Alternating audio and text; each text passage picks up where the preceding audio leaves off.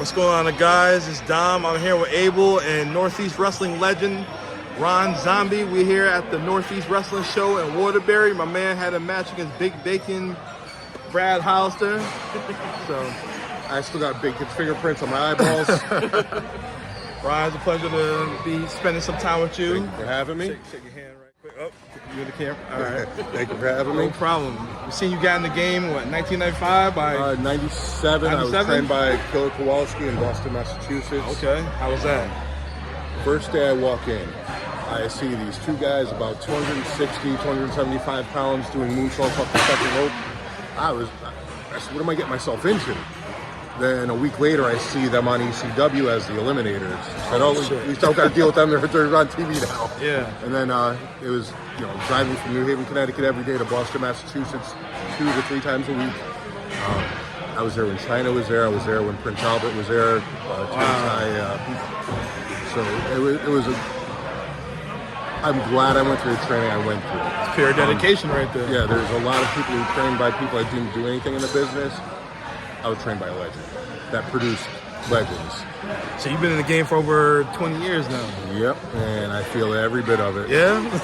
Oh, you talking about hang up the boot soon? You think about it? No. Until you see me pushing around a wheelchair, I'm going to keep going. Oh, man. Terry Funk went till he was in his 70s. I'm going to try to beat Terry Funk. Oh, there you go. You can do it, man. Terry's an idol of mine, so. So your favorite all-time growing up? My favorite all-time growing up, believe it or not, is Ric Flair. Okay. I was always a Ric Flair fan. All right. Cactus Jack, Mick Foley. Cactus Jack was obviously an influence. Yeah, I seen the picture on your Facebook. You and Mick Foley. Major influence on me. Bruiser Brody was another one. Terry Funk, but Flair. Like I grew up during the time of Hulk Hogan, WWE, Ric Flair, NWA, WCW. One guy said, "Say your prayers, eat your vitamins." One guy had a Rolex and a bunch of girls on his arms. I want to be like that guy. Yeah, gotta go. Didn't have the Ric Flair looks, but hey, that's the guy I wanted to be like. But then Mick Foley came along, and I could be like him. I could throw myself off stuff. So you like taking chair shots and barbed wire and all that If I knew now what I used to do, I probably wouldn't take as many chair shots, to be honest with you. It was like a badge of honor. I tagged and I feuded with Balls Mahoney quite a bit. Really? Chair swinging freak. And let me tell you, those chair shots are amongst the worst chair shots you could ever take.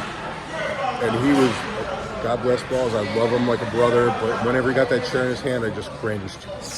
But if I, like I said, if I knew now, we didn't know. Yeah. We took a lot of unnecessary risks back in the day that, thankfully, a lot of the guys are smarter now and they don't. Yeah. Well, respect you, respect Balls, respect the business, man. If we got anything you want to ask my man right here? Well, I think you asked the question about influence. Do you really think that pandemic actually helped us appreciate the wrestling more than we ever did? We were so far away from you guys. It was such a weird time. I've never seen anything like that. Nobody's ever seen anything like that. And to try to stay relevant during that time was hard. Tensions were at all-time highs. Nobody knew what was going on. It was a scary time. But I think wrestling gave people something to look forward to. Yeah. It was an out. We did some studio tapings just so we could keep active and keep out there.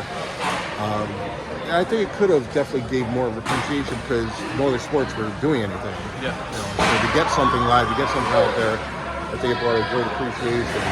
Yeah, because in my opinion, the way I felt, it seemed like we were going down like a little hiatus from wrestling where we were like, all right, we like it, but we're not like into it like it was back in the day.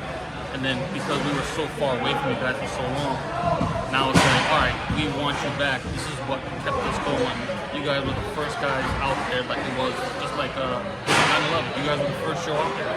It always takes its highs and lows, and we just keep doing it. And I'm glad that people reciprocate and they, packed this place tonight. It was fantastic. It's a bigger sized building, and it was packed. Last time we came to the Waterbury first show, it was at the high school. I think Cody and Kurt was the main event. And Crosby. Yeah, Crosby, yep. Yeah. Yeah, but I'm glad Northeast Wrestling is still going at it, one of the best. And I don't want to say, like, because I work for Northeast Wrestling. I've worked for multiple companies throughout my career, and nobody does it like Northeast Wrestling. So what's your next stop? Whatever the boss man tells me. When I get the call, I'm there.